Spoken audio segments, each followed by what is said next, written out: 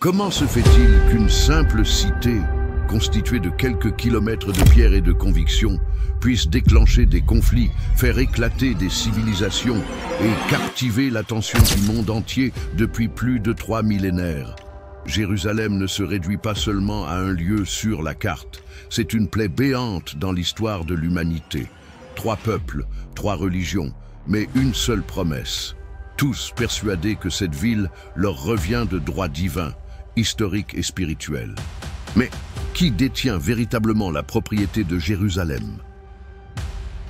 Plus de 5000 ans avant qu'Abraham ne pose le pied sur ces terres, bien avant que Jésus n'y parcourt ses rues, et des siècles avant la vision nocturne de Mahomet, les habitants vivaient déjà sur les collines de ce que nous appelons aujourd'hui Jérusalem. Il s'agissait des Cananéens, un groupe sémitique qui avait décidé de s'installer à proximité d'une source d'eau potable nommée Gihon. Pour ces gens-là, cet endroit n'avait pas de caractère sacré au sens religieux que nous lui donnons aujourd'hui. C'était juste un lieu propice à la vie.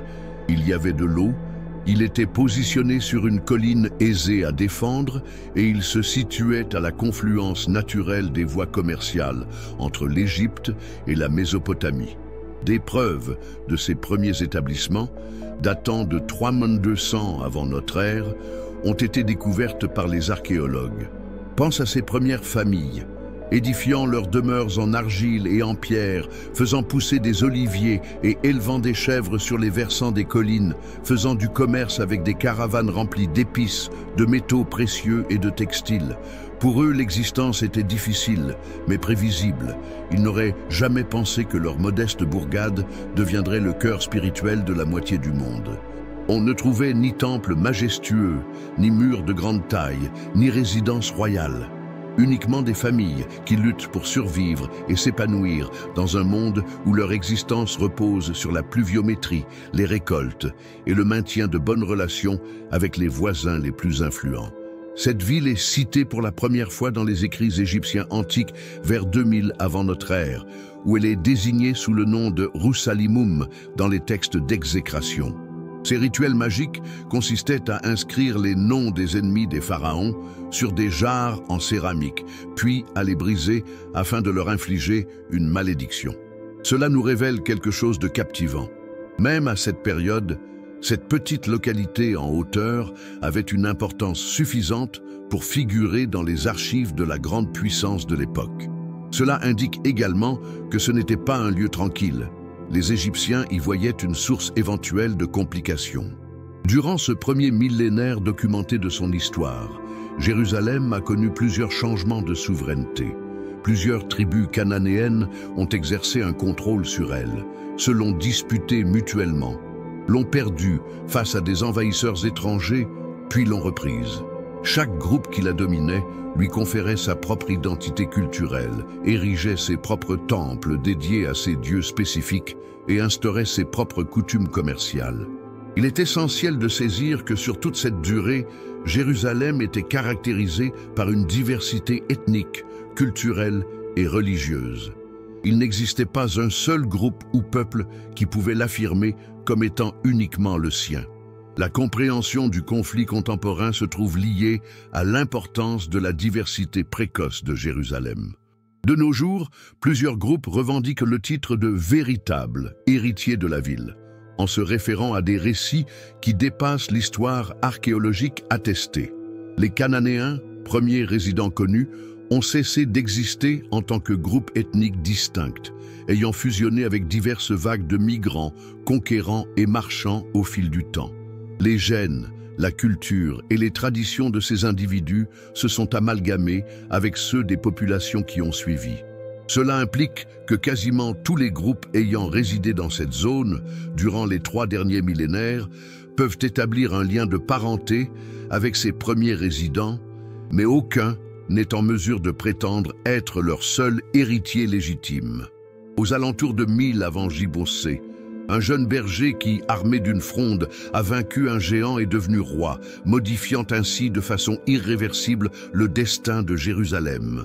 David, à l'image que nous avons de lui, n'était pas seulement un combattant déterminé, mais aussi un chef innovant qui réalisait que son peuple, les 12 tribus d'Israël, avait besoin de plus que des triomphes sur le champ de bataille pour véritablement se rassembler. Ils avaient besoin d'un centre spirituel et politique capable de transformer un ensemble de tribus semi-nomades en une nation cohésive. Il opte pour Jérusalem, qui à cette époque était désigné sous le nom de Jébus et était sous le contrôle des Jébusiens, un peuple cananéen. La décision de David était stratégiquement astucieuse. Jérusalem n'étant pas attribuée à l'une des 12 tribus israélites, sa conquête et son établissement en tant que capitale garantissaient l'équité entre toutes les tribus. C'était un espace neutre capable d'unifier tous les individus sous sa gouvernance. En outre, sa situation dans les montagnes de Judée facilitait sa défense, tandis que son emplacement sur les voies commerciales en faisait un pôle économique naturel. Cependant, David ne se limitait pas à faire de Jérusalem sa capitale politique. Il avait une vision plus ambitieuse, l'idée de faire de cette ville le cœur spirituel de son peuple en y ramenant l'arche de l'Alliance, l'objet le plus sacré aux yeux des Israélites. Pour les Israélites, l'arche de l'Alliance représentait plus qu'un simple artefact religieux. Elle symbolisait concrètement leur alliance avec Dieu. D'après leur foi, elle renfermait les tables de pierre portant les 10 commandements que Moïse avait obtenus sur le mont Sinaï. Quand David a orchestré le transfert de l'arche à Jérusalem, il ne s'agissait pas seulement de déplacer un objet d'un lieu à un autre. Il affirmait que Dieu avait lui-même sélectionné Jérusalem comme sa résidence sur terre.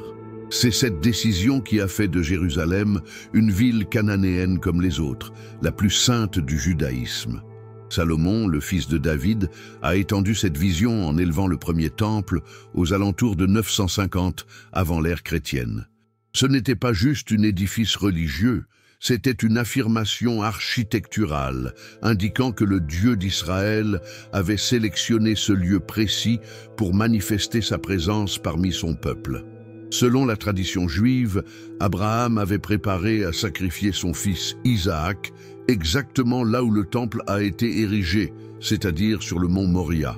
Ce lien avec Abraham était essentiel, car il créait un fil conducteur, reliant les Israélites au patriarche initial qui avait reçu la promesse divine de la terre.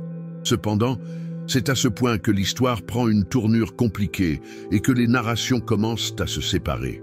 Les Israélites n'ont pas seulement chassé tous les résidents antérieurs de Jérusalem et des zones adjacentes. Les écrits bibliques reconnaissent que de nombreux groupes cananéens ont persévéré à habiter la terre et qu'il y a eu des unions interethniques importantes entre les Israélites et les Cananéens. Cela indique que l'israélisation de Jérusalem n'a pas constitué un remplacement total de la population, mais plutôt un processus d'acculturation progressive où les traditions cananéennes se sont combinées avec celles des Israélites. Nombre de traditions religieuses que l'on rattache au judaïsme du premier temple ont véritablement intégré des aspects des religions cananéennes antérieures, les ajustant au monothéisme naissant des Israélites. En 586 avant notre ère, le temple de Salomon a été réduit en cendres, entraînant la destruction de tout ce qu'étaient les Juifs depuis 4 siècles. Nabuchodonosor II, le roi fort de Babylone, ne se limita pas à la conquête de Jérusalem. Il s'attela également à sa destruction méthodique. Ses troupes ont détruit les murailles, incendié les palais, dérobé le trésor du temple, puis entrepris une action qui marquerait à jamais l'histoire du peuple juif, la déportation de milliers de Juifs à Babylone, loin de la terre qu'ils percevaient comme étant promise par Dieu. Imaginez l'ampleur du traumatisme causé par cette déportation. Des familles complètes déracinées de leurs habitations, contraintes de parcourir des centaines de kilomètres vers une terre lointaine, à la langue différente, aux traditions différentes, aux divinités diverses. Pour un peuple qui avait longtemps pensé que Dieu avait spécifiquement sélectionné Jérusalem comme sa résidence, la destruction du temple ne représentait pas uniquement une dévastation politique ou militaire, c'était aussi une crise existentielle spirituelle. Comment Dieu a-t-il pu laisser détruire sa propre demeure? Est-ce que cela voulait dire qu'il avait abandonné son peuple? Est-ce que les divinités babyloniennes avaient plus de puissance que le Dieu d'Israël? C'est justement dans cette période de désespoir intense que quelque chose d'extraordinaire a vu le jour, le judaïsme tel qu'on peut l'observer aujourd'hui. Durant les 7 décennies de l'exil à Babylone, les Juifs ont trouvé des méthodes innovantes pour préserver leur identité en l'absence du temple. Ils ont établi des synagogues pour servir de centre de réunion et d'adoration.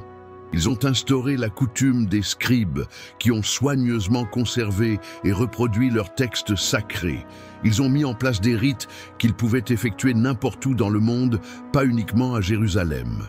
Et surtout, ils ont élaboré une doctrine qui interprète leur douleur non comme un désespoir divin, mais comme un châtiment passager dû à la négligence de leur devoir envers Dieu. C'est durant cette période que la promesse du retour a pris forme. Des prophètes tels qu'Ézéchiel et le 2e Isaïe n'ont pas uniquement réconforté le peuple en leur promettant que Dieu ne les avait pas délaissés, mais ont aussi annoncé expressément la reconstruction de Jérusalem et le retour vers la terre promise. Ces prophéties ont constitué le cœur de l'espérance juive et ont établi un fondement théologique qui serait essentiel au judaïsme pour les 15 siècles à venir. Quoi qu'il arrive, peu importe où résidèrent les Juifs, Jérusalem demeurait leur véritable patrie spirituelle. Quand Cyrus, le grand de Perse, a conquis Babylone en 539 avant J.C. et a donné la possibilité aux Juifs de regagner Jérusalem, tous n'ont pas fait le voyage de retour. Nombreux étaient ceux qui avaient construit une existence florissante à Babylone, y étaient venus au monde, s'y étaient unis en mariage et y menèrent des affaires. Cependant, ceux qui sont revenus l'ont fait avec une résolution inébranlable pour reconstruire non seulement la cité matérielle, mais également l'univers spirituel déchu. La renaissance du Second Temple, guidée par Zorobabel, suivie plus tard des réformes d'Esdras et de Néhémie, allait au-delà d'être des travaux de construction. C'étaient des manifestations de foi qui réitéraient la conviction que Dieu avait expressément sélectionné Jérusalem comme sa demeure sur terre. L'expérience juive historique est principalement définie par l'exil et le retour, devenus des éléments fondamentaux de son histoire. Au fil des 2 prochains millénaires, les Juifs seraient déportés plusieurs fois de Jérusalem, résidant en diaspora pendant des centaines d'années, tout en maintenant constamment l'espoir et la prière pour un retour. Ils concluaient toujours le seder familial avec la phrase « L'année prochaine à Jérusalem, chaque Pâques ».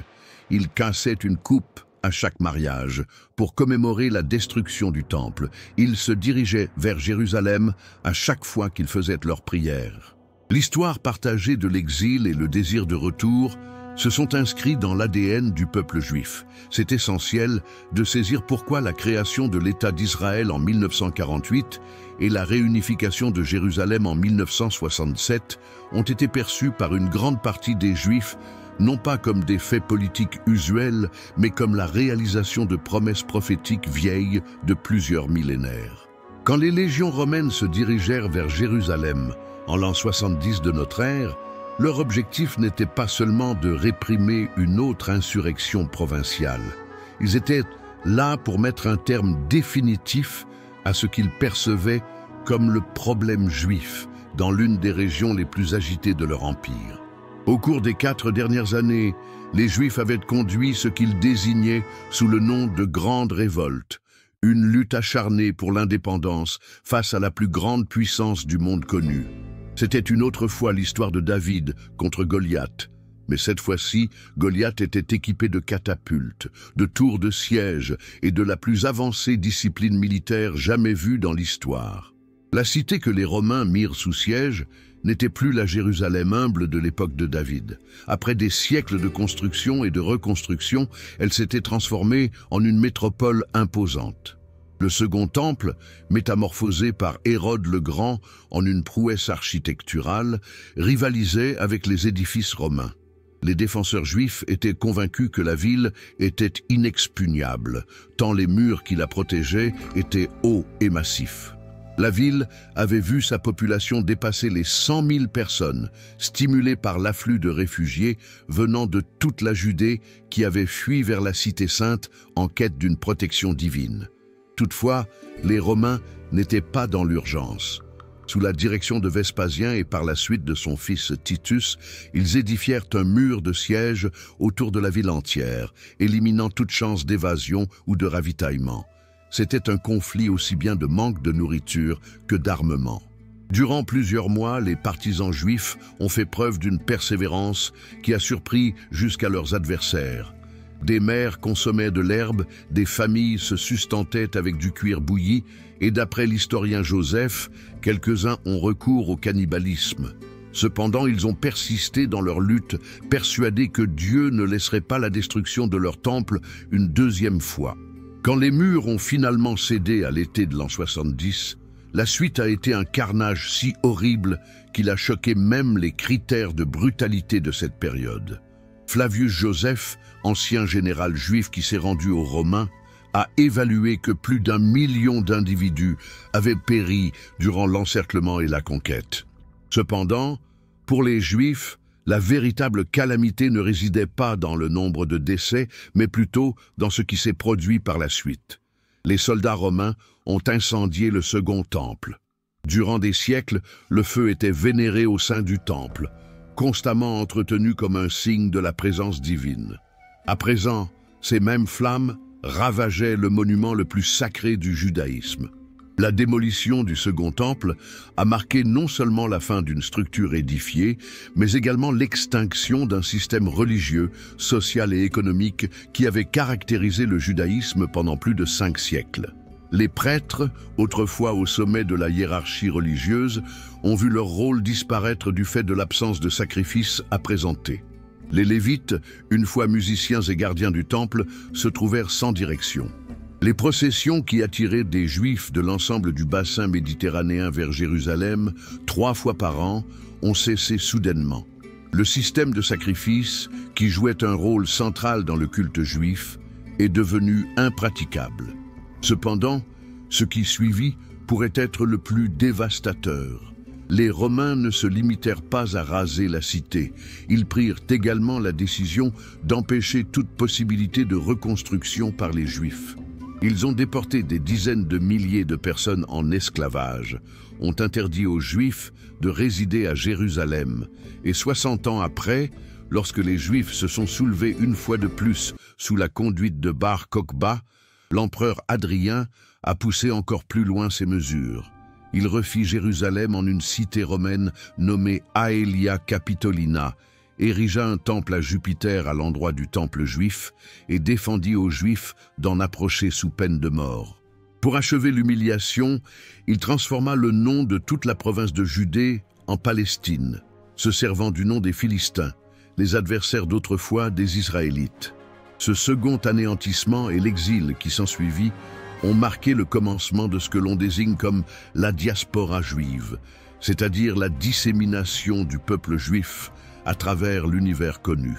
Durant les 1878 années qui ont suivi, jusqu'en 1948, les Juifs n'ont exercé aucun contrôle politique sur Jérusalem ou sur toute autre portion de la terre qu'ils considèrent comme étant promise par Dieu. Cependant, la mémoire de Jérusalem n'a pas diminué, elle s'est plutôt amplifiée. À travers leurs prières journalières, leurs célébrations annuelles, leurs unions matrimoniales et leurs rites funéraires, les Juifs préservaient la mémoire de Jérusalem et l'espérance d'un retour. Ce n'était pas uniquement un sentiment de nostalgie, c'était aussi une sorte de résistance spirituelle face à l'assimilation, un moyen de préserver leur identité unique, peu importe où ils résidaient ou combien de temps cela prenait. Au cœur des ruelles poussiéreuses de Jérusalem, durant les années mouvementées sous la domination romaine, un rabbin juif originaire de Galilée s'apprêtait à transformer non seulement le sort de la ville, mais également le déroulement de l'histoire humaine. Jésus de Nazareth s'est rendu à Jérusalem durant la Pâque de l'année 30 de notre ère, en compagnie d'innombrables pèlerins juifs qui étaient là pour fêter l'événement au temple. Pour bon nombre de citadins, il n'était qu'un nouveau prédicateur parmi tant d'autres qui se présentaient régulièrement en revendiquant avoir des messages de Dieu. Cependant, pour un nombre restreint de croyants, et possiblement pour 1 milliard d'individus à travers l'histoire, ce qui s'est produit cette semaine-là à Jérusalem serait considéré comme l'événement le plus marquant jamais arrivé. L'histoire chrétienne de Jérusalem ne débute pas avec la crucifixion, mais avec ce que les chrétiens nomment l'entrée triomphale. Nous savons aujourd'hui que Jésus est monté sur un âne et est entré par ce que l'on appelle la porte dorée, alors que des masses jonchèrent la route de leurs manteaux et de branches de palmiers en criant « Hosanna au fils de David ». Pour ces adeptes, cela réalisait les prophéties messianiques de l'Ancien Testament. Pour les dirigeants romains et juifs, c'était une manifestation risquée qui aurait pu provoquer une insurrection dans une cité déjà sous tension à cause de l'occupation étrangère. Ce que nul parmi ceux présents n'aurait pu prévoir, c'est que cet instant serait commémoré et festoyé par des chrétiens à travers le monde chaque dimanche des Rameaux pour les 2000 années à venir. Cependant, ce sont les événements qui se produisirent dans les jours qui ont suivi, qui ont fait de Jérusalem une cité sacrée pour le christianisme. L'exécution de la crucifixion sur le Golgotha, une modeste colline pierreuse située hors des enceintes urbaines, a métamorphosé ce lieu en pivot spirituel d'une foi naissante.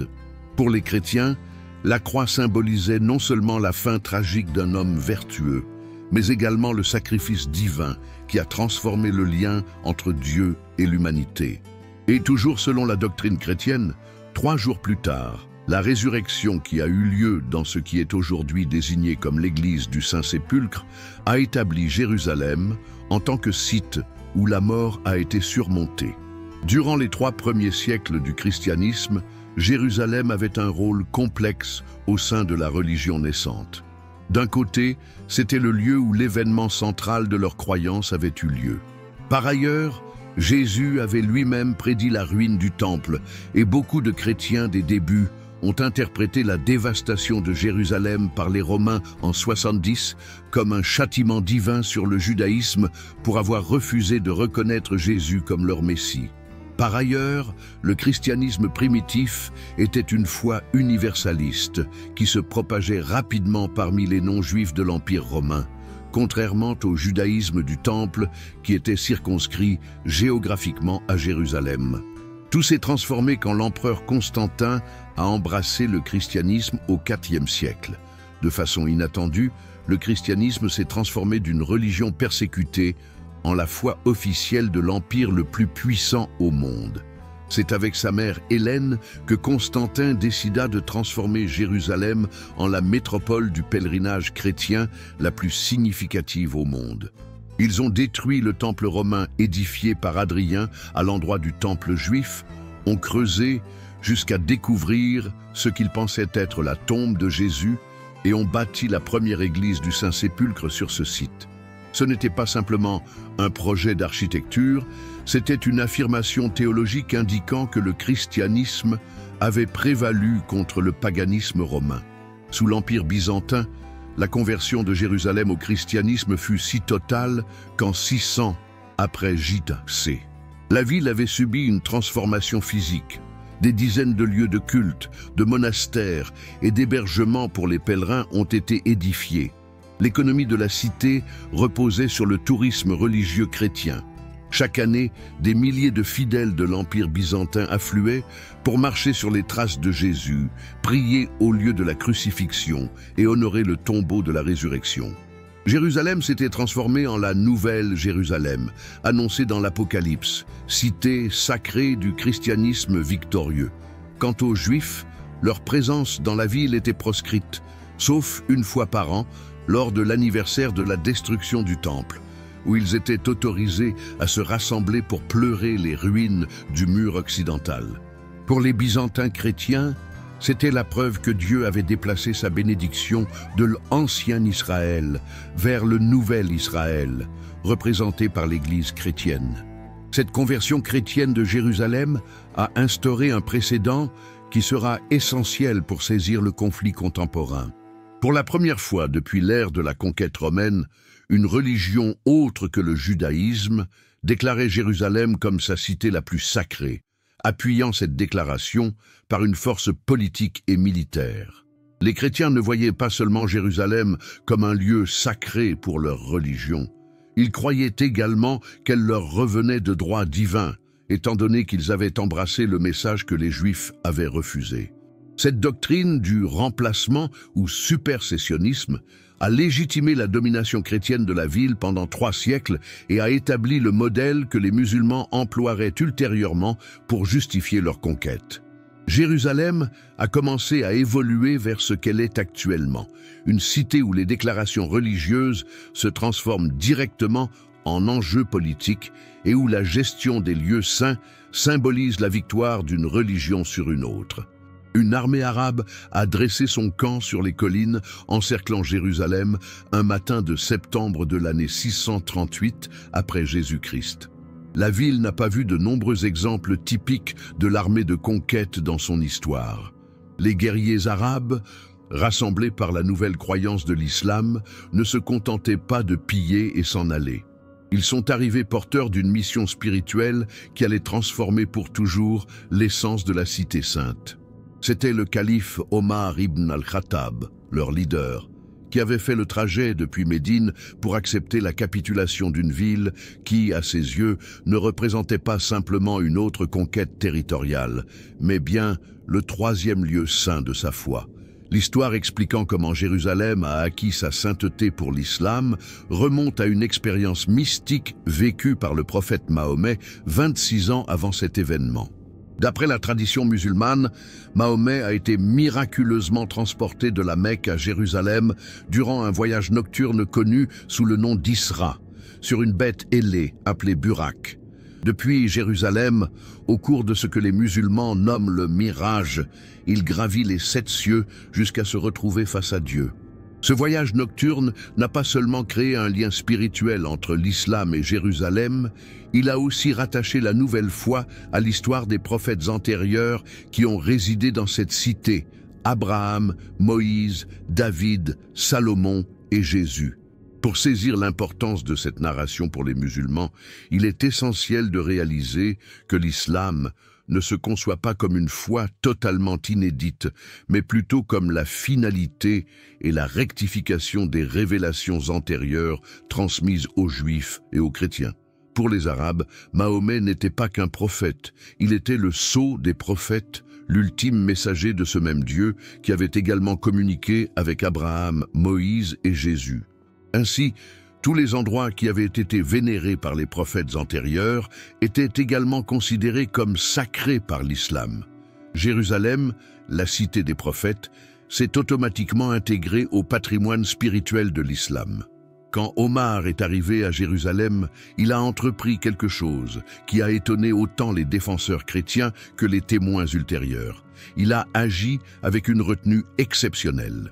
Plutôt que de ravager la population ou de dévaliser les églises, pratique courante lors des conquêtes de cette période, Omar conclut un accord de protection avec le patriarche chrétien Sophrone.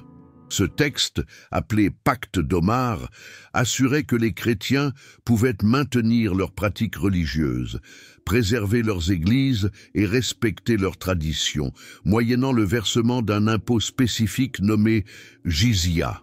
Plus étonnant encore, Omar a autorisé le retour des Juifs à Jérusalem après 5 siècles d'interdiction sous le règne chrétien byzantin. L'action la plus symbolique d'Omar a été celle qu'il a accomplie lorsque le patriarche Sophrone l'a convié à prier à l'intérieur de l'église du Saint-Sépulcre. Omar a délicatement décliné, précisant que s'il priait dans cet endroit, les musulmans à venir pourraient se servir de ce précédent pour transformer l'église en mosquée. Il préféra prier sur les marches de l'église, où plus tard, une petite mosquée du nom de Masjid Omar serait érigée. Toutefois, la vraie visée d'Omar était différente. Il s'agissait du mont du Temple, lieu de l'ancien temple juif, et, selon les traditions islamiques, point de départ de l'ascension nocturne de Mahomet vers le ciel. Ce qu'Omar découvrit sur le mont du Temple l'emplit d'horreur. Les chrétiens byzantins, dans leur empressement à démontrer que le christianisme avait supplanté le judaïsme, avaient autorisé la transformation du site en décharge. Des siècles de détritus s'avaient entassés sur les vestiges du temple juif. Omar, avec ses compagnons, a entrepris de nettoyer lui-même le site manuellement. Pour lui, ce n'était pas juste une action de nettoyage de la ville, mais un geste de purification spirituelle. Il œuvrait à la réhabilitation de la sainteté d'un endroit qui avait subi une profanation, restituant la dignité à un lieu qui avait été sacré pour Abraham, Salomon et Jésus. Omar érigea une mosquée rudimentaire en bois au sommet du mont du Temple, lieu où, selon la tradition juive, était situé le Saint des Saints du Temple de Salomon. 50 ans plus tard, le dôme du rocher, un splendide édifice octogonal doré, viendrait supplanter cette mosquée initiale, devenant ainsi le symbole emblématique de Jérusalem. Cependant, plus que l'édification physique, c'était l'affirmation théologique qu'Omar faisait qui était primordiale. L'islam était le véritable successeur de la tradition abrahamique et Jérusalem en était un élément central. L'établissement de Jérusalem sous le régime islamique a créé un nouveau modèle pour la ville qui perdurera avec quelques interruptions au cours des 13 siècles suivants. Pour la première fois depuis l'ère romaine, Jérusalem est administrée par une religion abrahamique qui admet la validité, même si elle est incomplète, des deux autres religions abrahamiques. Contrairement à ce que firent certains conquérants, les musulmans n'ont pas chassé les chrétiens, tout comme les chrétiens avaient expulsé les Juifs. Cependant, ils ont mis en place une structure de coexistence hiérarchique où l'islam prévalait, tout en garantissant aux autres religions monothéistes, al-Kitab, le droit à l'existence et à l'exercice de leur foi. Le 15 juillet 1099, suite à un siège qui a duré 5 semaines, les chevaliers croisés ont réussi à venir à bout des défenses de Jérusalem. Ce qui est arrivé ensuite a constitué l'un des carnages les plus violents de l'histoire urbaine. D'après les récits de l'époque, tant du point de vue chrétien que musulman, les croisés ont exterminé presque tous les habitants juifs et musulmans de Jérusalem. Les rues étaient littéralement inondées de sang, et les troupes chrétiennes avançaient sur des monceaux de corps pour rejoindre l'église du Saint-Sépulcre, afin de rendre hommage pour leur triomphe. Pour les chrétiens en Europe, c'était la victoire de la foi véritable sur les impies. Pour les juifs et les musulmans, c'était une calamité qui serait gravée dans la mémoire pendant des centaines d'années. Pour saisir les raisons de la violence des croisés, il nous faut appréhender l'état d'esprit de la chrétienté européenne au XIe siècle. Durant 4 siècles, Jérusalem était sous le contrôle des musulmans. Bien qu'ils aient généralement toléré les pèlerinages chrétiens, la situation a cependant commencé à se dégrader. Les Seldjoukides turcs, qui ont pris Jérusalem des mains des Arabes en 1073, étaient moins tolérants que ceux qui les ont précédés. Les pèlerins chrétiens faisaient état d'humiliation, de vols et de limitation d'accès aux sites sacrés.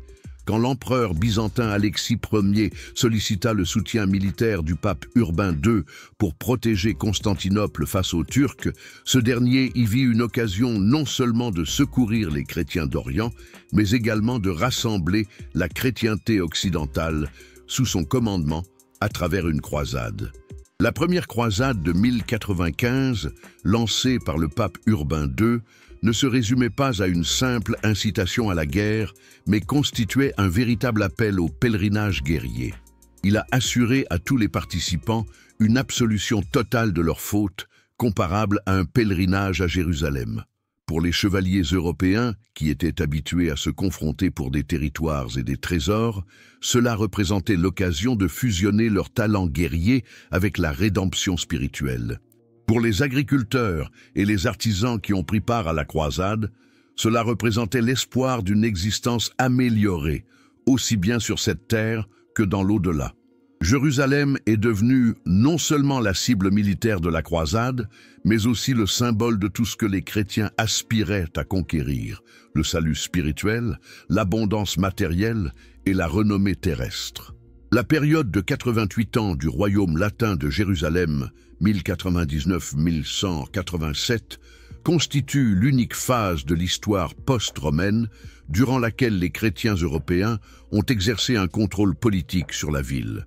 Les croisés ne se limitèrent pas à la conquête de Jérusalem, ils essayèrent également de reproduire le modèle féodal européen en Terre Sainte. Ils instaurèrent un royaume en s'associant à des nobles français, édifièrent des châteaux de style européen et tentèrent d'imposer les traditions occidentales à une population qui était principalement musulmane et chrétienne orientale. Ils ont converti le dôme du rocher en une église chrétienne nommée Templum Domini, et la mosquée Al-Aqsa a été transformée en quartier général des chevaliers templiers. Cependant, le royaume latin de Jérusalem a toujours été un État factice, soutenu uniquement par l'afflux régulier de nouveaux croisés en provenance d'Europe. Les croisés n'ont jamais constitué qu'une faible portion de leur royaume, s'appuyant sur une supériorité technologique et militaire, pour conserver le pouvoir face à une population qui les percevait comme des envahisseurs étrangers.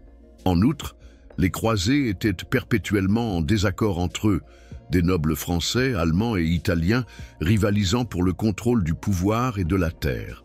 Pendant cette période, les musulmans se restructuraient sous des leaders compétents tels que Zengi et son fils Nour al-Din. Ils ont commencé à reprendre des zones contrôlées par les croisés grâce à un mélange de djihad, guerre sainte, et de tactiques diplomatiques astucieuses. La dissolution du royaume latin a eu lieu sous le règne de Saladin, Salah al-Din, un dirigeant kurde qui a réussi à regrouper l'Égypte et la Syrie sous sa domination. Saladin n'était pas uniquement un tacticien militaire de génie.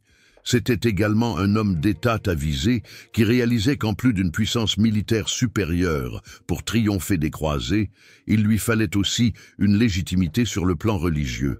Il se positionna comme le protecteur de l'islam face à l'assaut chrétien et sa reprise de Jérusalem le 2 octobre 1187 fut perçue par les musulmans comme un rétablissement de l'ordre naturel mondial. Cependant, Saladin a entrepris une action qui a modifié la vision musulmane de la coexistence religieuse. À l'inverse des croisés qui ont exterminé tous les non-chrétiens lors de la prise de la ville, Saladin a donné la possibilité aux chrétiens de demeurer à Jérusalem, a défendu leurs églises et a même permis les pèlerinages chrétiens. Plus important encore, il invita les Juifs à revenir en ville après 90 ans d'interdiction sous le règne des croisés. Cet élan de générosité n'était pas simplement une disposition personnelle, c'était un choix politique délibéré. Saladin cherchait à prouver que l'islam surpassait le christianisme non seulement sur le plan militaire, mais également sur le plan moral. La reprise de Jérusalem par Saladin a entraîné la mise en marche de la troisième croisade, dirigée par plusieurs monarques européens renommés, Richard Cœur de Lion d'Angleterre, Philippe Auguste de France et Frédéric Barberousse du Saint-Empire romain germanique. Les croisés ont certes remporté certaines batailles, mais ils n'ont jamais réussi à reconquérir Jérusalem. L'accord de paix conclu entre Richard et Saladin en 1192 a instauré une norme qui perdurerait pendant des siècles. Jérusalem demeurerait sous domination musulmane. Néanmoins, les pèlerins chrétiens recevraient le droit d'accéder aux sites sacrés. Cette approche pragmatique admettait que malgré le contrôle politique des musulmans, les chrétiens détenaient des aspirations spirituelles justifiées qui devaient être prises en compte. En 1517, quand les forces du sultan ottoman Sélim Ier ont pris possession de Jérusalem, la cité s'apprêtait à vivre l'une des phases les plus stables et florissantes de son histoire. Les Ottomans ne sont pas venus comme des envahisseurs dévastateurs, mais plutôt en tant qu'administrateurs compétents ayant maîtrisé l'art de gouverner des empires aux multiples religions et ethnies. Au cours des 400 années suivantes, durant le règne ottoman, Jérusalem allait se transformer en un exemple de coexistence religieuse, ce qui constituait un contraste saisissant avec l'intolérance prédominante dans une grande partie de l'Europe à cette même période. La force du système ottoman tenait à son approche pragmatique. Les sultans ottomans avaient assimilé des leçons tirées de l'expérience de conquérir des régions habitées par des Grecs orthodoxes, des Arméniens, des Arabes, des Juifs et une multitude d'autres ethnies et confessions. Plutôt que de tenter d'intégrer tous ces groupes, ils instaurèrent le régime du millet, autorisant chaque communauté religieuse à gérer elle-même des questions familiales, matrimoniales, successorales et éducatives. Pendant ce temps, l'État ottoman se chargeait de la défense nationale, des affaires étrangères et de la perception des impôts. C'était une sorte de fédéralisme religieux qui fonctionnait parce qu'il reconnaissait les divergences culturelles comme une réalité constante et non pas comme un dilemme à régler. Ce système a engendré une situation sans précédent dans l'histoire de Jérusalem. Pour la première fois depuis l'ère romaine, musulmans, chrétiens et juifs ont eu la possibilité de coexister dans une même ville, d'exercer librement leur culte et de contribuer à une économie commune. La communauté sunnite musulmane était prédominante et constituait la majorité des fonctionnaires de l'État et des magistrats. Les chrétiens se divisaient en diverses confessions, notamment les Grecs orthodoxes, les Arméniens, les Latins, catholiques, les Coptes, les Syriens et les Éthiopiens, chacun disposant de ses propres lieux de culte et de quartiers distincts. Après l'expulsion d'Espagne en 1492, de nombreux Juifs ont commencé à revenir dans la ville après avoir été quasiment absents pendant les croisades. Sulayman le Magnifique, ayant gouverné l'Empire ottoman de 1520 à 1566, a modifié Jérusalem d'une façon qui reste perceptible de nos jours. Les murs entourant la vieille ville, dotés de ses 8 portes emblématiques, ont été érigés par Sulayman entre 1537 et 1541. Ces remparts n'étaient pas uniquement de nature défensive, ils constituaient aussi une affirmation architecturale du pouvoir ottoman et une preuve que Jérusalem occupait une place prépondérante au sein de l'Empire. Sulayman a aussi modernisé le réseau d'approvisionnement en eau de la cité, érigé des fontaines publiques et refait les routes qui relient Jérusalem à Damas et au Caire. Durant son règne, Jérusalem s'est transformée en une cité florissante qui attirait des marchands, des savants et des pèlerins de toutes les régions du monde musulman. Cependant, ce qui est peut-être le plus remarquable durant l'ère ottomane est la façon dont les 3 religions abrahamiques ont mis en place un mode de coexistence pratique dans les lieux sacrés. Au cours des XVIe et XVIIe siècles, le statu quo, un ensemble d'accords déterminant qui pouvaient utiliser certaines parties de certains édifices religieux et à quel moment, s'est peu à peu mis en place. Par exemple, au sein de l'église du Saint-Sépulcre, des horaires distincts ont été fixés afin que diverses confessions chrétiennes puissent tenir leurs rites sans se nuire mutuellement. Des règles ont été mises en place sur le mont du Temple, Haram al-Sharif, permettant aux musulmans d'y prier et aux non-musulmans de le visiter à des moments précis. Bien que ces ententes n'étaient pas sans défaut et entraînaient parfois des conflits, elles étaient assez efficaces pour préserver la paix religieuse sur une longue période. Le processus de déclin de l'Empire ottoman à Jérusalem a débuté au XVIIIe siècle, non pas en raison de difficultés internes, mais sous l'effet de contraintes extérieures. Les forces européennes, tout particulièrement la France, la Russie et par la suite la Grande-Bretagne, ont commencé à s'impliquer dans les affaires de l'Empire ottoman en se justifiant par la nécessité de défendre les communautés chrétiennes. La France s'est positionnée comme protectrice des catholiques, la Russie pour les orthodoxes et la Grande-Bretagne, potentiellement, pour les juifs. Ces actions ont non seulement diminué la puissance ottomane, mais ont aussi introduit une politisation dans les rapports entre les différentes communautés religieuses qui n'avaient pas été observées auparavant. L'atterrissage des premiers colons juifs sionistes à Jérusalem durant les années 1880 et 1890 signale le commencement de la dissolution de l'ancien régime ottoman.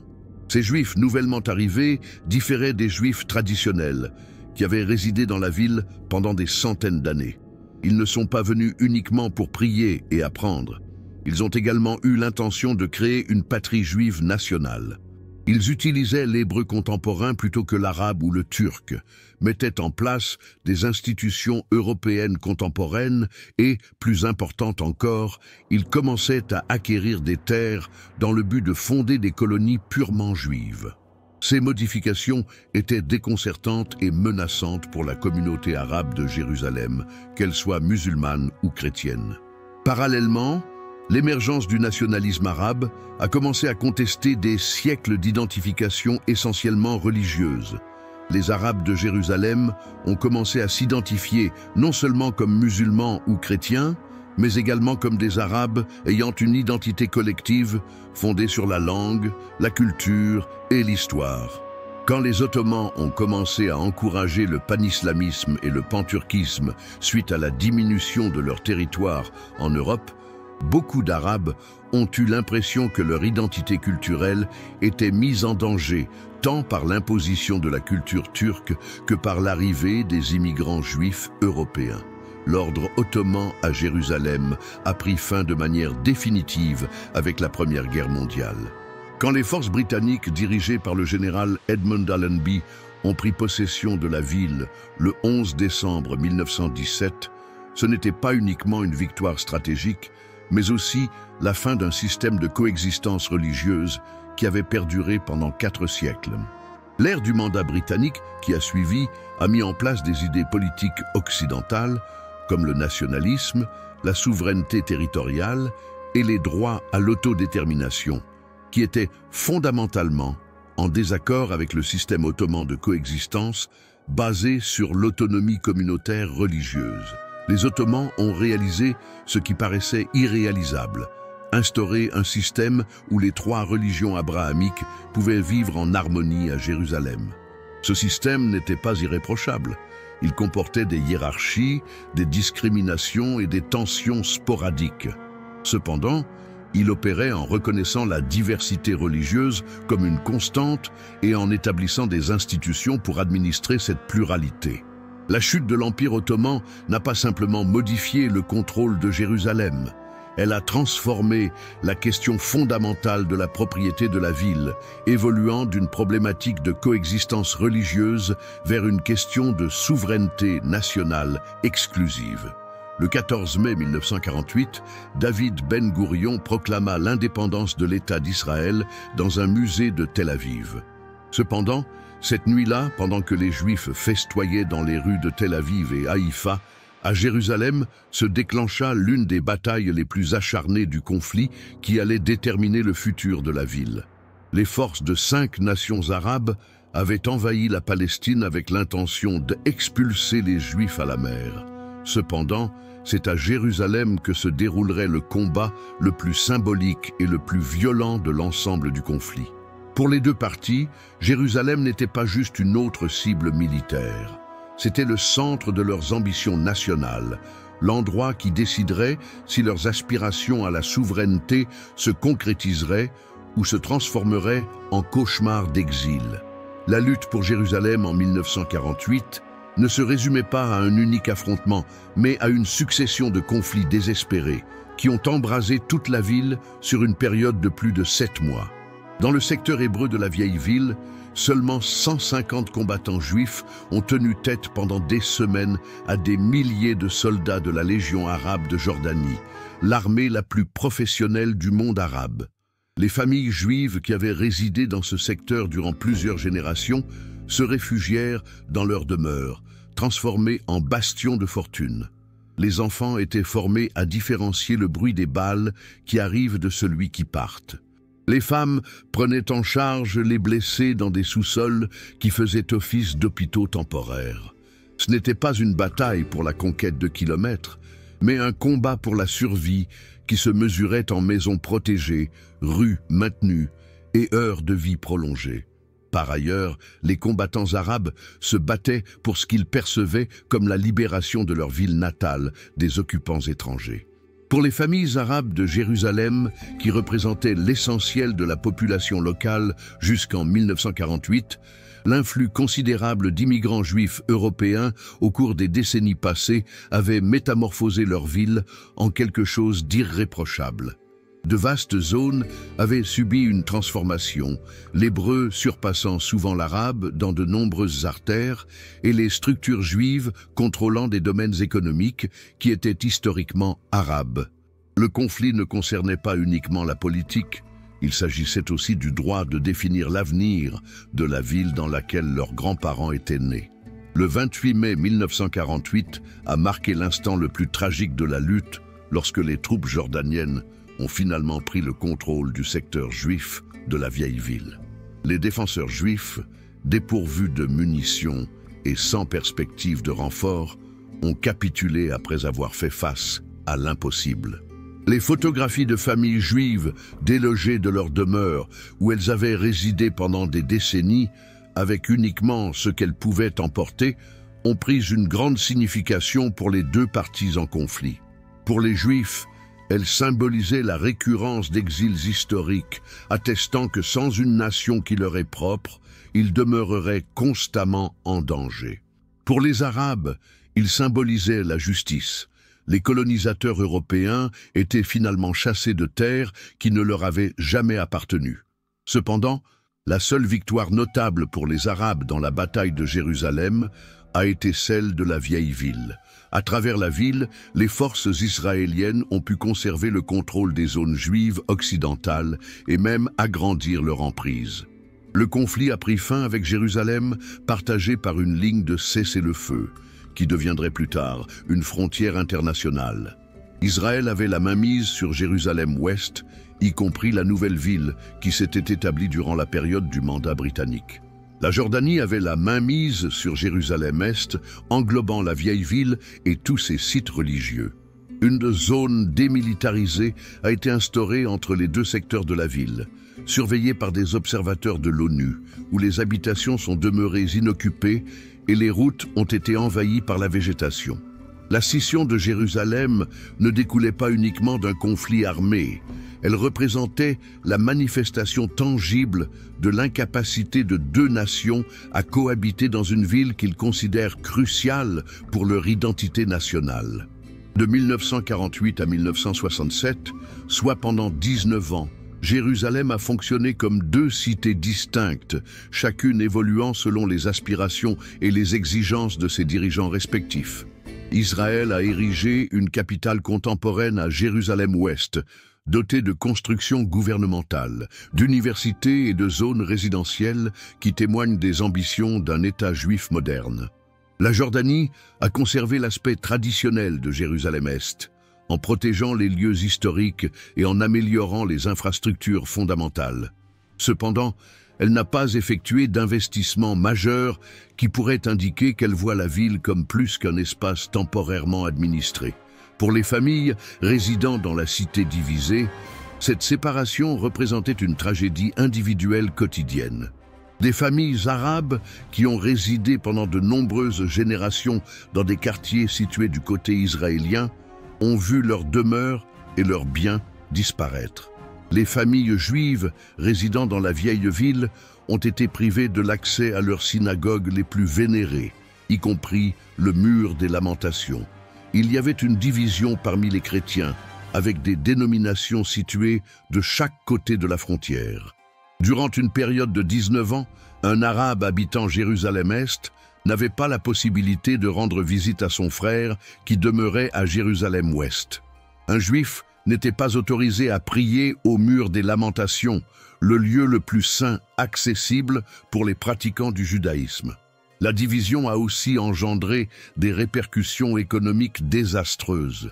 Pendant de nombreux siècles, Jérusalem a opéré en tant qu'entité économique unifiée, où des marchands, des artisans et divers fournisseurs de services s'adressaient à tous les habitants de la ville, indépendamment de leur religion ou origine ethnique.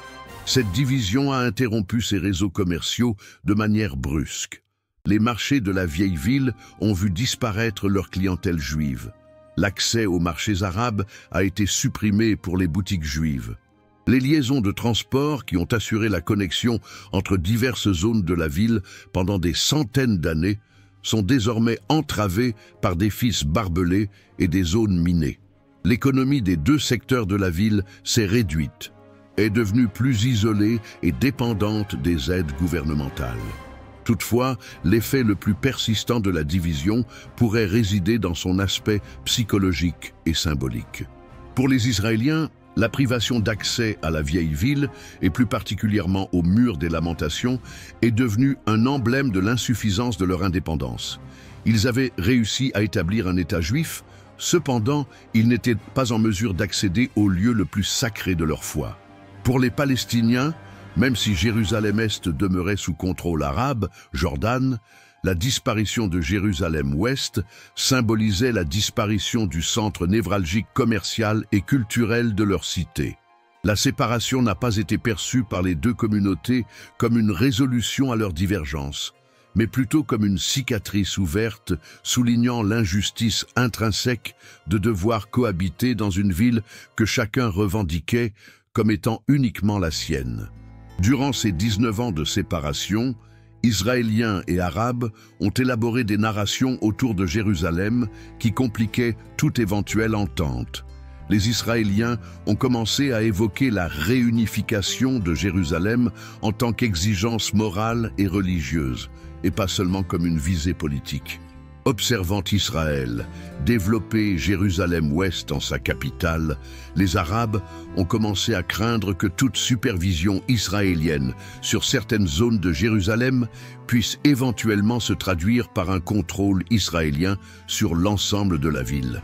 La division, initialement envisagée comme une mesure provisoire, est devenue le foyer d'aspirations inconciliables qui compliqueraient davantage la réunification plutôt que de la faciliter.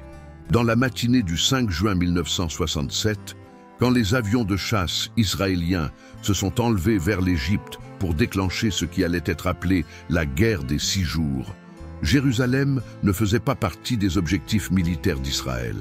Le but premier était d'éliminer le danger égyptien dans le sud.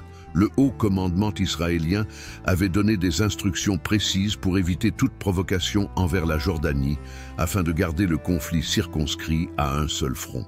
Toutefois, lorsque le roi Hussein de Jordanie, persuadé par la propagande égyptienne que les Arabes remportèrent la guerre, donna l'ordre à ses troupes de frapper Jérusalem-Ouest, il métamorphosa ce qui avait débuté comme une guerre défensive contre l'Égypte en l'occasion, tant convoitée par de nombreux Israéliens pendant 19 ans, celle de récupérer la vieille ville et le mur des Lamentations.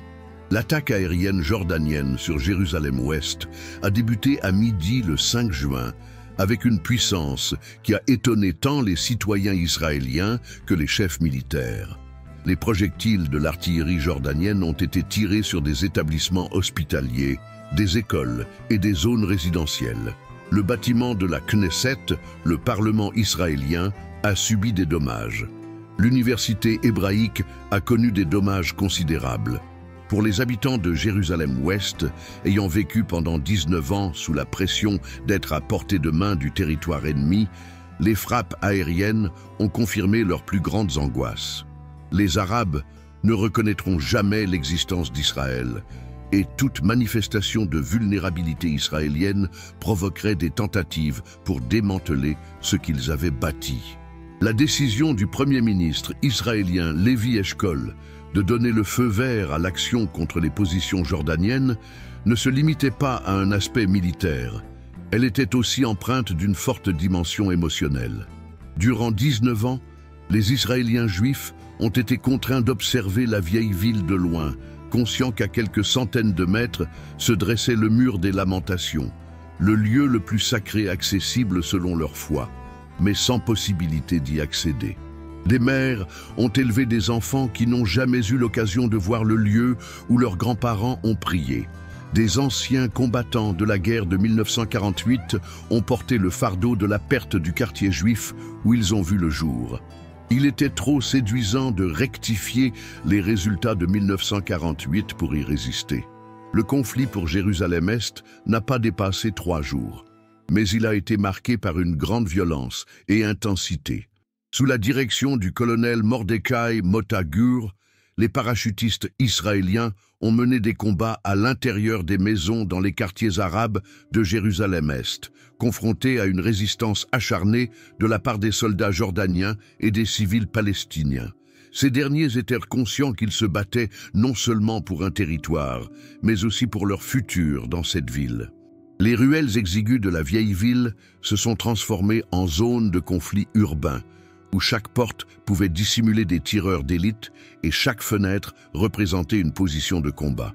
Les troupes israéliennes, dont un grand nombre étaient laïcs, se sont engagées avec une ferveur émotionnelle qu'ils n'avaient pas expérimentée lors de précédents affrontements, stimulés par la proximité de lieux qu'ils n'avaient connus qu'à travers des prières et des images. L'événement le plus emblématique de la guerre des 6 jours s'est produit le 7 juin 1967, date à laquelle les parachutistes israéliens ont conquis le mur des lamentations. Les images de soldats en larmes caressant les vieilles pierres, de rabbins militaires jouant du chauffard, corne de bélier, au milieu des ruines de la bataille, sont devenus des symboles non seulement pour Israël, mais également pour les Juifs à travers le monde. Pour de nombreuses personnes, ce n'était pas seulement un triomphe sur le plan militaire, mais également la réalisation d'une promesse inscrite dans la Bible. Après 1897 ans, suite à la destruction du Second Temple par les Romains, les Juifs ont réintégré le site le plus sacré de leur foi sous domination juive. Cependant, pour les Palestiniens de Jérusalem-Est, cet événement marquait le commencement d'une nouvelle calamité. Ils ont rapidement transitionné de simples citoyens jordaniens à des résidents vivant sous occupation militaire israélienne dans la non-officielle capitale jordanienne. Un jour, les familles qui résidaient à Jérusalem depuis plusieurs générations se sont réveillées pour réaliser que les lois qu'elles avaient respectées toute leur existence n'étaient plus en vigueur, que la langue administrative avait été remplacée de l'arabe à l'hébreu et que leurs papiers d'identité n'étaient plus valides. Pour les réfugiés palestiniens de 1948 ayant établi leur résidence à Jérusalem-Est, c'était la deuxième occurrence en 2 décennies qu'ils subissaient une perte de leur ville. L'acte officiel d'annexation de Jérusalem-Est par Israël, pris 3 semaines après la guerre, a suscité des controverses au sein même du pays. Quelques responsables israéliens, parmi lesquels le ministre des Affaires étrangères, Abba Eban, affirmaient que l'annexion d'un territoire occupé transgresserait le droit international et rendrait toute négociation de paix future plus complexe. Cependant, la pression populaire était écrasante. Suite à des siècles de persécutions et de décennies de combats pour la survie, l'idée de céder à nouveau volontairement le contrôle des lieux saints juifs était politiquement irréalisable. Le 28 juin 1967, la loi israélienne sur la protection des lieux saints a été adoptée par la Knesset, élargissant ainsi la juridiction israélienne à Jérusalem-Est. L'incorporation de Jérusalem-Est par Israël a engendré une situation juridique singulière en droit international. À l'exception d'Israël, aucun pays dans le monde n'accorde de validité à l'annexion. La plupart des organisations mondiales, y compris les Nations Unies et la Cour internationale de justice, classent Jérusalem-Est comme une zone occupée selon le droit international. Cela indique qu'Israël est considéré comme une puissance occupante à Jérusalem-Est selon le droit international, portant des responsabilités précises envers la population palestinienne qui vit sous son occupation. Toutefois, la législation israélienne stipule que Jérusalem-Est est une partie essentielle et indivisible de la capitale d'Israël. Cette divergence entre la législation israélienne et le droit international a engendré une situation où les habitants palestiniens de Jérusalem-Est se retrouvent dans une zone d'incertitude juridique. Ils ne sont pas des citoyens d'Israël. Cependant, ils ne sont pas non plus des étrangers. Ils détiennent un statut de résident permanent en Israël qui leur accorde certains privilèges, tels que l'accès à la sécurité sociale et le droit à la libre circulation, mais pas d'autres, à l'instar du droit de vote lors des élections nationales. Ils ont la possibilité de solliciter la citoyenneté israélienne. Toutefois, un grand nombre d'entre eux déclinent cette option pour des motifs politiques. L'acceptation de la citoyenneté israélienne signifierait approuver l'annexion israélienne, une action que beaucoup jugent comme une trahison envers la cause palestinienne. Les premières années suivant la réunification ont été caractérisées par l'enthousiasme israélien et l'engagement à établir des faits sur le terrain, qui rendraient toute division future de la ville impossible. Israël s'est rapidement mis à édifier des quartiers juifs à Jérusalem-Est, non uniquement pour répondre à l'expansion naturelle de la population juive, mais également pour établir une présence juive stable qui rendrait complexe toute tentative ultérieure de division de la ville.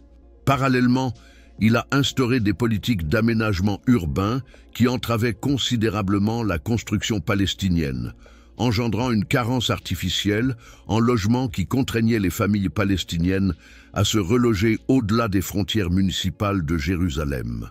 Un matin typique de 2024, Jérusalem émerge en tant que ville d'opposition inconcevable qui défie toute rationalité urbaine conventionnelle. À Mea Shearim, un quartier ultra-orthodoxe, des hommes en habits noirs se consacrent à l'étude de textes talmudiques en araméen comme cela se fait depuis des siècles. Pendant ce temps, à quelques kilomètres de distance au sein du quartier palestinien de Chouafat, des familles s'efforcent d'obtenir des autorisations de construction que les instances israéliennes accordent peu fréquemment. Dans la vieille ville, on voit des pèlerins chrétiens venus de tous les coins du monde emprunter le chemin de croix, tandis que des touristes juifs viennent visiter le mur des lamentations et des musulmans se rassemblent pour leurs prières à Al-Aqsa. C'est une cité où le sacré et le politique, le traditionnel et le contemporain, l'espoir et le désespoir s'entrelacent dans chaque ruelle, dans chaque pierre, dans chaque mesure administrative. La Jérusalem actuelle est le produit de plus de 50 ans de stratégie israélienne intentionnellement élaborée pour pérenniser la domination israélienne sur l'ensemble de la ville. Israël a édifié 12 colonies juives à Jérusalem-Est depuis 1967, hébergeant plus de 220 000 colons juifs. Il ne s'agit pas de zones temporaires ou de camps militaires, mais de communautés stables dotées d'écoles, de centres commerciaux, de synagogues et de l'ensemble des services typiques d'une ville moderne. Ils sont connectés à Jérusalem-Ouest grâce à des voies modernes, des systèmes de transport public et des réseaux de services qui les incorporent intégralement dans l'infrastructure israélienne. Pour un observateur occasionnel, ces quartiers ne semblent être que des extensions de Jérusalem, indiscernables des autres zones modernes israéliennes. Toutefois, ces colonies symbolisent bien plus qu'une simple expansion urbaine ordinaire. D'après le droit international, ils sont en violation de la loi. La 4e Convention de Genève proscrit expressément à une force occupante le transfert de sa propre population civile vers le territoire qu'elle occupe. À maintes reprises, l'Union européenne, la Cour internationale de justice et les Nations unies ont affirmé que la construction de colonies israéliennes à Jérusalem-Est enfreint le droit international. Pour Israël, ces zones ne sont pas des colonies sur un territoire occupé, mais plutôt l'élargissement naturel de sa capitale vers des terres qu'il revendique légitimement en raison de droits historiques, religieux et sécuritaires. Pour saisir le fonctionnement de Jérusalem actuel, il est essentiel de comprendre le système de permis et de restrictions qui encadrent la vie quotidienne de ces résidents palestiniens. Ahmad, un maçon de 45 ans originaire de Palestine résidant à Silouane, requiert une autorisation spécifique pour exercer son métier à Jérusalem-Ouest, lieu où sont majoritairement situés les projets de construction. Chaque matin, sa femme, qui est professeure dans une école de Jérusalem-Est, doit subir des vérifications de sécurité pour se rendre à son lieu de travail. Ces adolescents ont été instruits à éviter certaines zones et avenues où la présence palestinienne est perçue avec méfiance.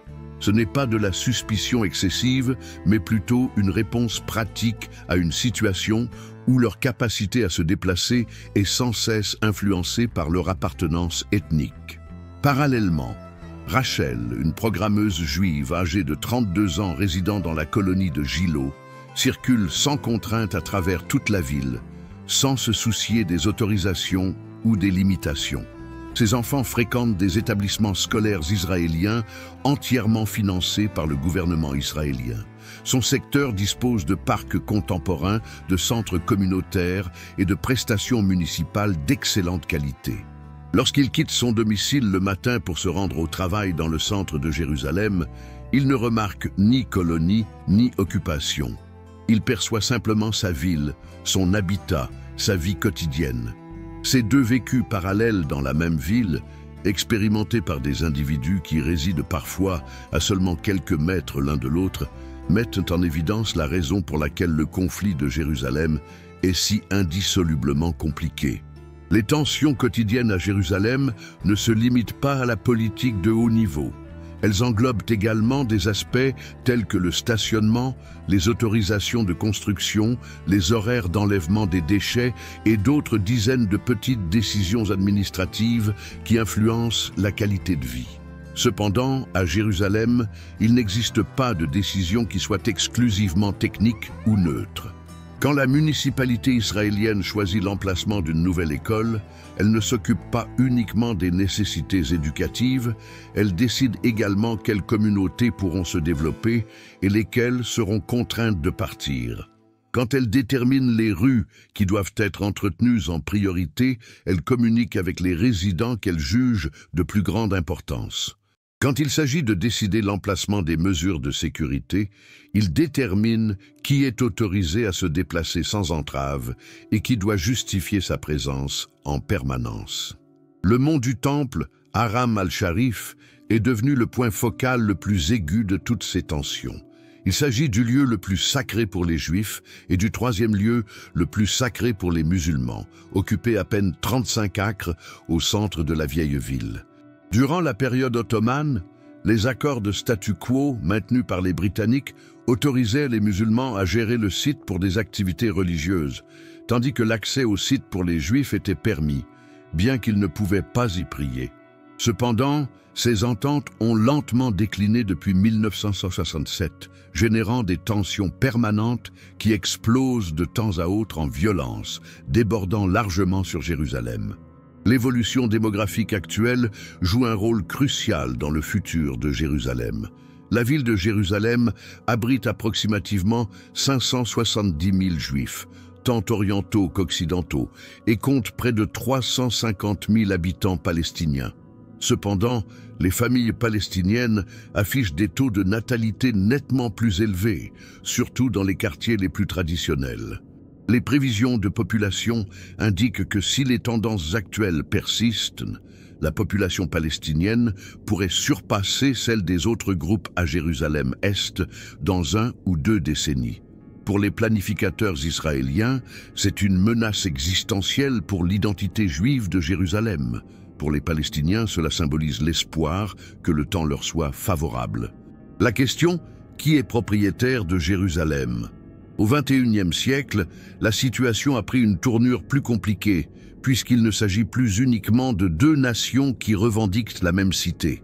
C'est une question de savoir comment plus de 900 000 individus, issus de diverses religions, ethnies, cultures et idéologies politiques, peuvent vivre ensemble dans le même environnement urbain, alors que chaque groupe a des visions intrinsèquement conflictuelles pour le futur de la cité.